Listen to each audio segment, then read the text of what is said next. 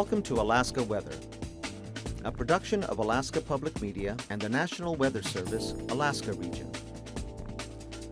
Produced and broadcast daily from the studios of KAKM, Alaska Weather provides complete forecasts, public, marine, and aviation for all of Alaska. Alaska Weather is made possible by the following sponsors. Alyeska Pipeline Service Company, Alaska's pipeline to the future, delivering oil today, sustaining operations for tomorrow, committed to safety, operating the 800-mile Trans-Alaska Pipeline since 1977. It's never too early to set expectations and goals for your child's education. The UA College Savings Plan provides opportunities that can help you reach your educational savings goals.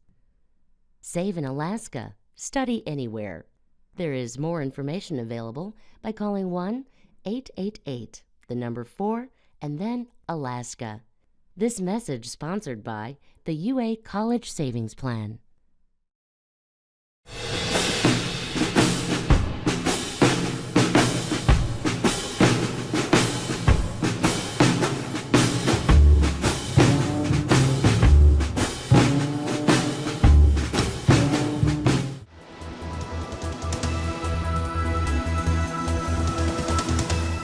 The National Weather Service. Good Wednesday, everyone, and cue the camel. It's March 19th. As always, we encourage you to visit the local website at www.arh.noaa.gov or weather.gov for your Alaska weather online. You can always use your NOAA Weather Radio.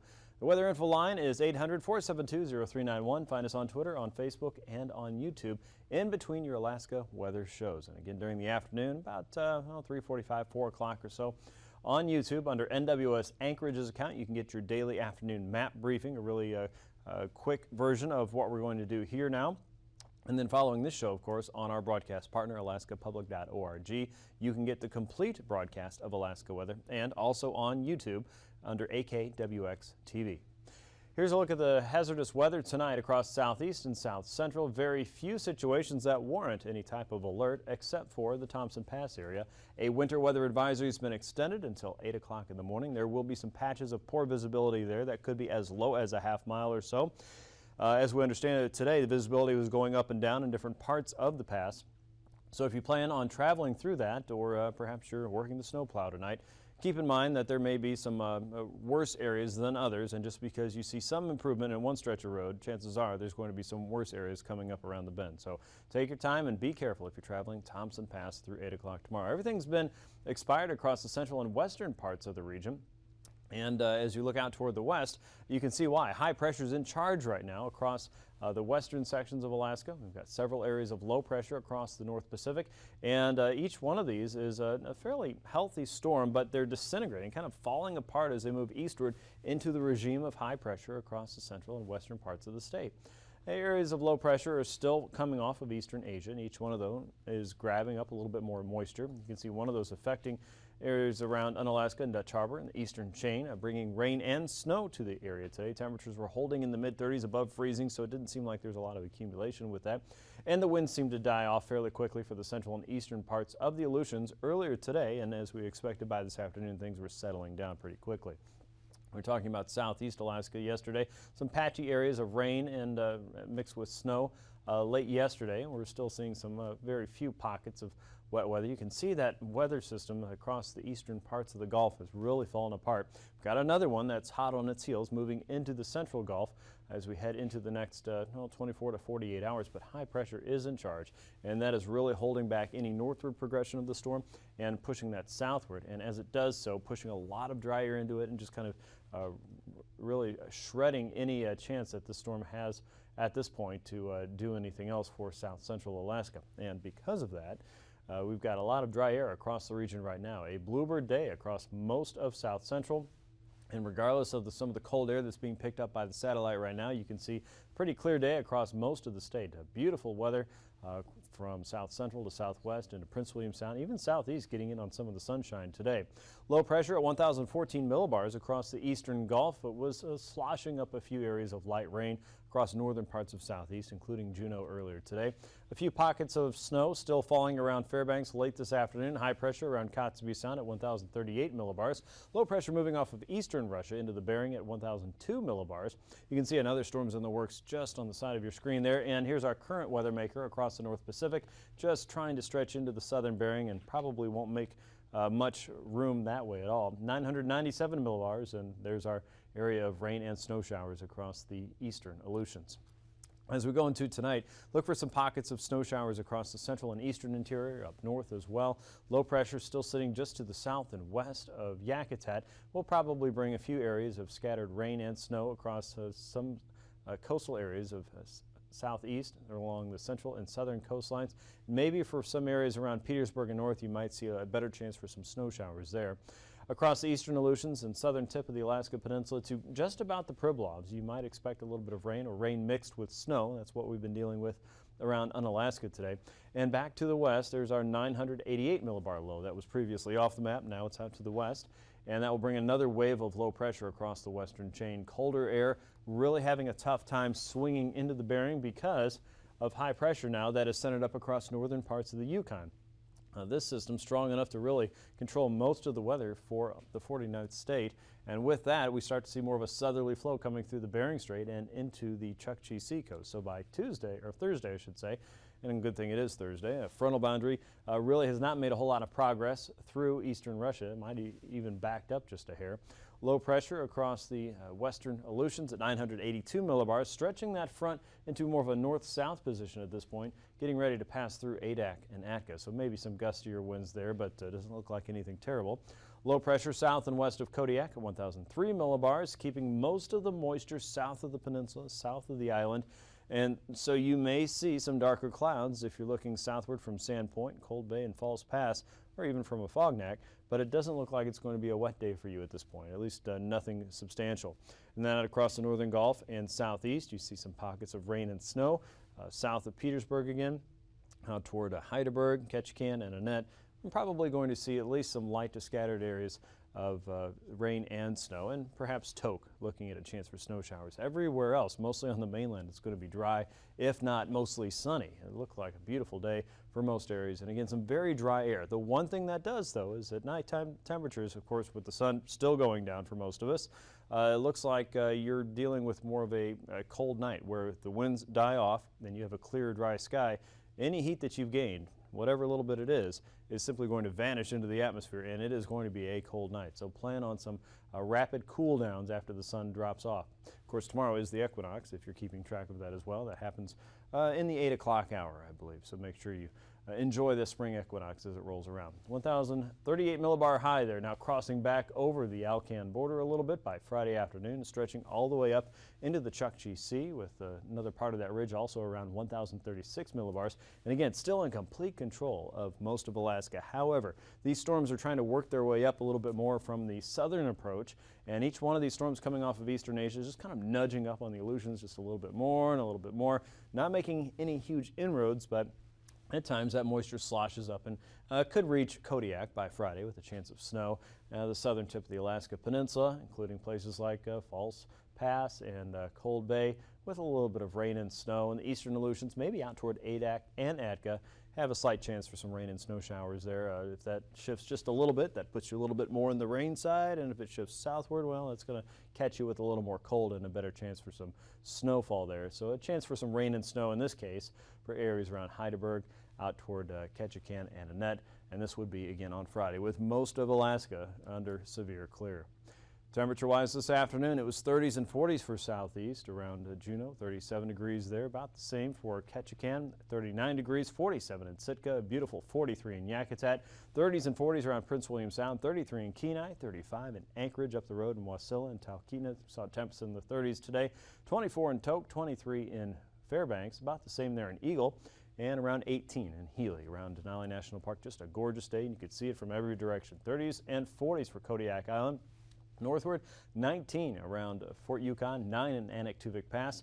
Kaktovik was showing 4 degrees with 0 around Prudhoe Bay and Dead Horse, 7 in Barrow, 0 for Wainwright. Kotzebue Sound temperatures in the single digits and low teens there, 7 in Shishmaref, 16 in Nome.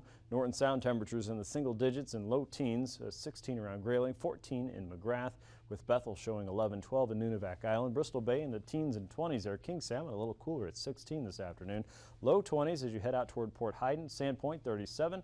Unalaska showing 36. The Pribilofs above freezing today, and lower 40s for the Central Aleutians with Shemya at 36 degrees. Now take a look at these overnight temperatures again. With that clear sky, temps are going to fall off quickly for the central and northern parts of the interior, anywhere from 5 to 20 below. Places like Ambler and Bettles, you're looking at 5 to 15 below. Arctic Village, 17 below. The Arctic Coast, looking at 5 to 15 below, with Prudhoe Bay around 16 below tonight. 10 for Bristol Bay, Nunivak Island 1.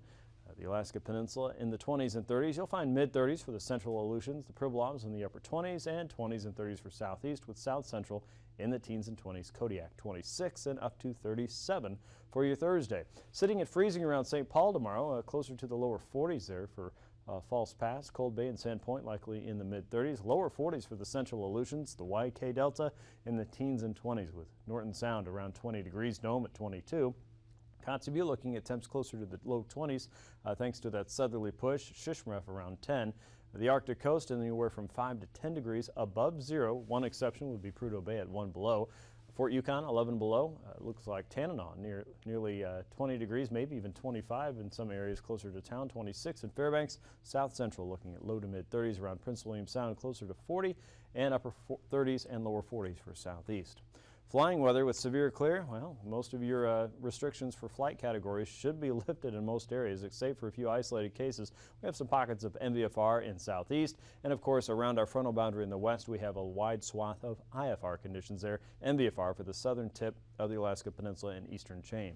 Pass conditions then, Anaktuvuk and Adigan Pass, well, you could do this with me. VFR conditions are expected here. As we go around the Horn and the Alaska Range, Lake Clark and Merrill Pass expected to be VFR, as well as Rainy Pass and Windy Pass expected to be visual flight rule with high pressure, large and in charge.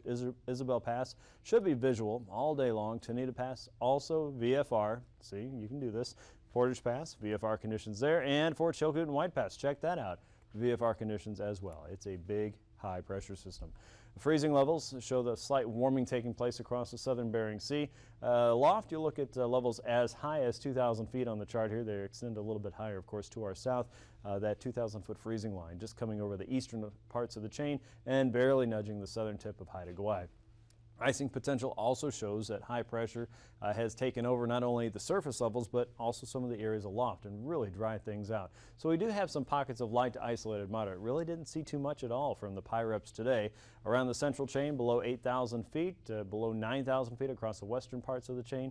And really, folks, that is about it. The jet stream potential shows high pressure sitting right across the Bering Strait, lifting that southerly flow through eastern parts of Russia and then wrapping down that cold, dry flow right through the interior and the southwest coast, with a weak area of low pressure skirting the North Pacific coastline here and also across the western parts of the chain. Some faster moving winds coming in on the backside of this, but the main corridor for our storm track is still just to our south, so we're really not getting the potential of this jet stream at all thanks to its position just to our south. The north and easterly flow coming through the interior will go around 5 to 30 knots, 15 to 30 knots.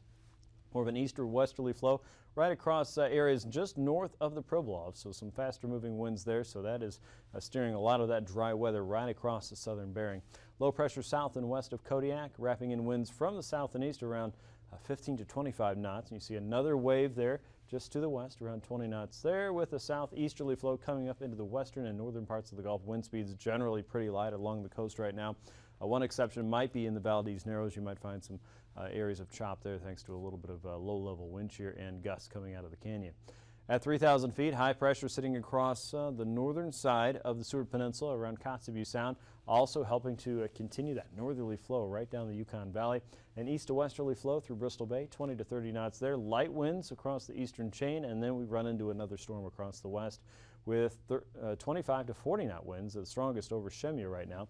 And then southerly winds coming over the eastern parts of the Gulf. Light winds being steered in from the Yukon, just slowly ambling in over Tok, Northway, and Eagle, and heading toward the Tanana Valley there, only around 10 knots or so.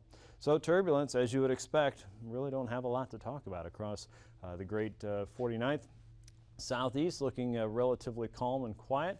Areas around the peninsula, Kodiak Island, South Central, the north, pretty good. Until you get out toward that storm system in the west for the central and western chain, you might run into a better chance for some light to isolated moderate and maybe a little bit of chop there below 6,000 feet. And also if you're heading south from Kodiak or from Sand Point, you may run into a little bit better opportunity for chop there as you run into several waves of low pressure. That is about it. We enjoy high pressure when we have it, so make good use of it tomorrow. We'll be back with a look at your marine weather forecast here in just a few minutes. Only 6 years after the Lituya Bay tsunami, all of Alaska would witness the strongest earthquake ever to strike North America. Measured at between 8.6 and 9.2 on the Richter scale, the quake hit on Good Friday, March 27, 1964. We received this report through the city manager here in Anchorage that both the oil tanks and docks are on fire at Seward. Coastal communities like Seward, 126 miles south of Anchorage on Resurrection Bay off Prince William Sound, sustained the most damage. That's because the most powerful earthquake in America was followed by tsunamis. And everything was split seconds. There really wasn't time to sit and discuss what our options were because there were no options. The options were survive. Linda McCrae McSwain of Seward was 15 years old when nature altered life as she knew it. A night of terror started at the dinner table. The first sign of trouble was just the house started shaking, and very, very quickly it became very, very strong, and it just would not stop. It continued and continued and continued, and it always reminded me of Dorothy and the Wizard of Oz, where just something giant was happening. The McCraes lived here, a modest house on a hill above Resurrection Bay. They were high enough they could have stayed home and been safe. But 8 people piled in the car and started downhill to check on family members. They had less than an hour. We drove out to the head of the bay, got to the Lima's house, and it was empty. But my dad and brother wanted to go back into town to fight fire because all of the Standard Oil drums were on fire. And from out where we are, it looked like the city was completely on fire. The water was burning. They had driven to a subdivision away from downtown, what is now near the airport. 2 neighbors had climbed a crane to get a better look at Seward on fire. What they saw was far more frightening. Within a minute or two, my dad and brother were back in the house, and my dad was screaming, and this was not a man that ever raised his voice, and he was screaming, "There's a wave coming, there's a tidal wave coming, we have to get to the top of the house." Using an oil drum for a ladder, Linda and her family, including a 3-week-old baby and a little dog in her mother's coat, jumped onto the roof. They could then see what her dad could not. Prom was the next night, so he was bringing all of my things, but all the rest of the family, we were now on the top of the roof and could see the wave coming down the bay, and it was a huge wave, a dark, threatening wave, an enormous wall of water coming right towards us, and we all laid down and had our heads at the highest part of the roof, and my dad was the last one to jump, and as soon as my dad hit that roof, this wave just hit with a vengeance, just power that is just unimaginable. The tsunami turned the roof into a family-sized surfboard. The instant that it hit, we were just popped up to the top of that wave, just like a cork. So the house was totally torn off of its foundation, and it happened to be the only house, the only structure in the neighborhood that did survive the wave. The entire subdivision just was flattened and floated right by us. So now we were at the top of that wave, and we were spinning at the top of the trees, and it was a wild, wild ride. Remember, this was March in Alaska. It was cold, dark, and they were expecting snow. We were wet, but nobody was swept off the roof. Nobody was speared with a tree branch. We were really quiet. It wasn't hysterical or out of control. And we spun around for, I would imagine, I don't know, seemed like a long time, maybe 15, 20 minutes. And then we ended up way at the back of the subdivision, back where the rivers come into Seward, and we just jammed into a strand of trees and just sort of, just did a big jolt. The earthquake and tsunamis crushed the economy in this thriving port city. Linda's scraped knees and the McCrae family's amazing story of survival made headlines in the Anchorage Daily Times. Linda eventually went to the prom with the man she would marry. She finished high school in Seward, went away to college, and now lives in Anchorage. She says no one really talked much about their earthquake and tsunami experiences, but a discovery last year brought it all back. I knew that my parents had taken a lot of pictures after the quake, but I knew that we had never watched them because people were very busy rebuilding Seward and getting on with their lives. And then last year I found them, and when I opened them, I couldn't believe my good fortune that they were in perfect condition. It brought everything back in the bigger than life colors that I wanted to see, the oversized everything, seeing huge fishing boats sitting up in meadows here, police cars being smashed like kids' toys. I was never really able to describe the enormous, everything was just oversized and just giant sized, and those pictures brought it all back. This lone stone structure is the only evidence that people used to live out here. The earthquake dropped the elevation of the land. It's now swampy and no longer suitable for building. Some residents had to leave Seward to find work. Many stayed. Those survivors now see coastal living differently. People love Seward. This is their home. They love this town, and it's a town to be loved. It's everybody's hometown, so I am not afraid to be in Seward. I mean, I have land right down on the water, would love to live on the water, but there's certainly a respect. We know that there were a number of lives lost here, and we also know that many of us are just very lucky to be here. Well, as this is the anniversary, the 50-year anniversary of the Great Quake, Mr. Surprise here wants to remind you that on next Thursday, it's about a week from tomorrow at 10:15, we're going to test our live warning system for the tsunami system in Alaska. At 10:15 again, you may hear and see that test running on this TV station or whatever a system that you're watching. You may hear that on the radio. You may hear it passed over the radio waves or communication systems or maybe even the cell phone. At 10:15 again is when that's going to happen next Thursday. But chill, it's just a drill. We're just testing to make sure that everything is ready to go, to make sure that we're always ready in case of and when we expect the next tsunami.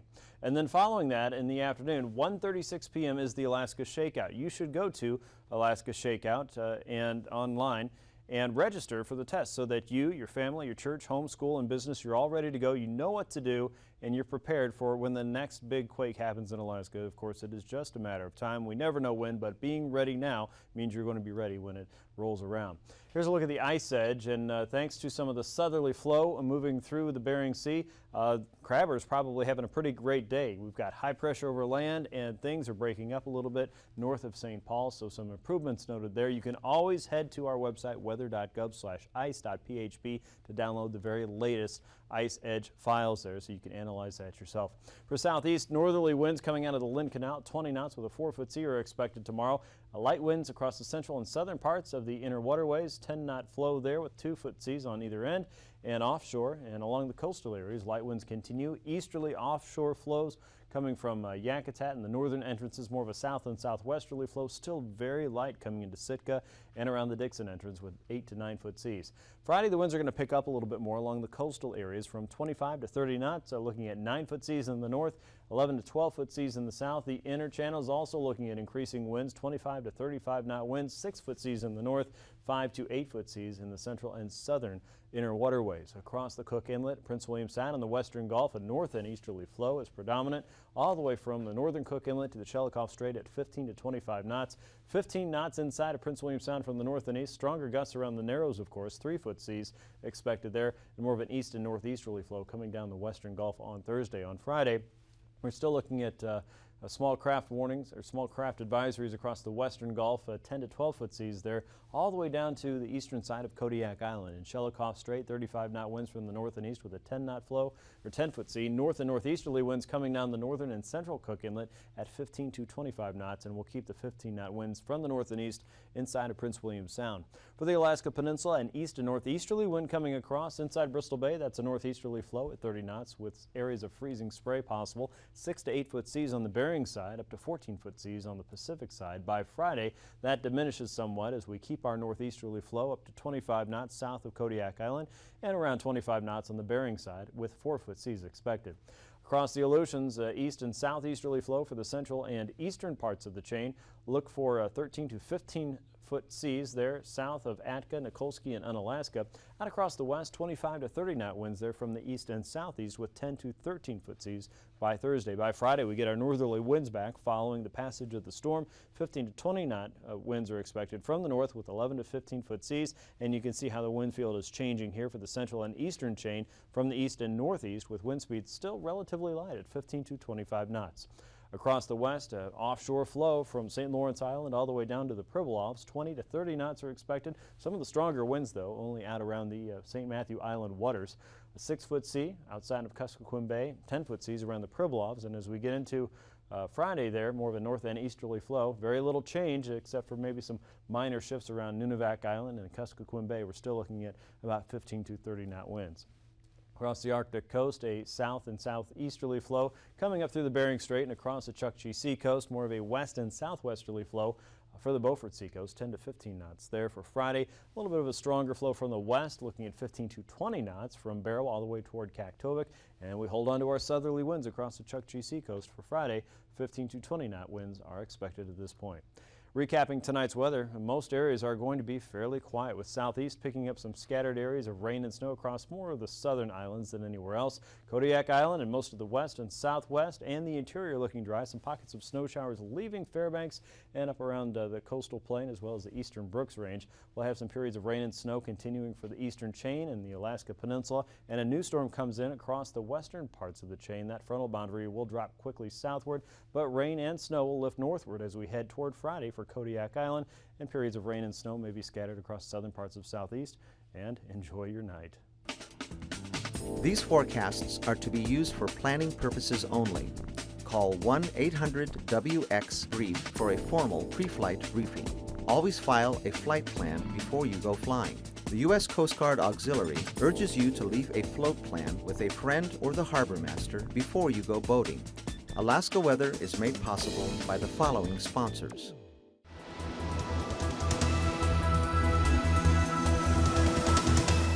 The National Weather Service. You can tell a lot about a company by where it invests. At ConocoPhillips, we're investing in Arctic science and engineering at the University of Alaska Anchorage. And we're supporting today's students and tomorrow's engineers at UAF. In fact, today, more than 100 of our employees are University of Alaska graduates, and our future is in their hands. We happen to think that's a pretty good investment. ConocoPhillips, Alaska's oil and gas company.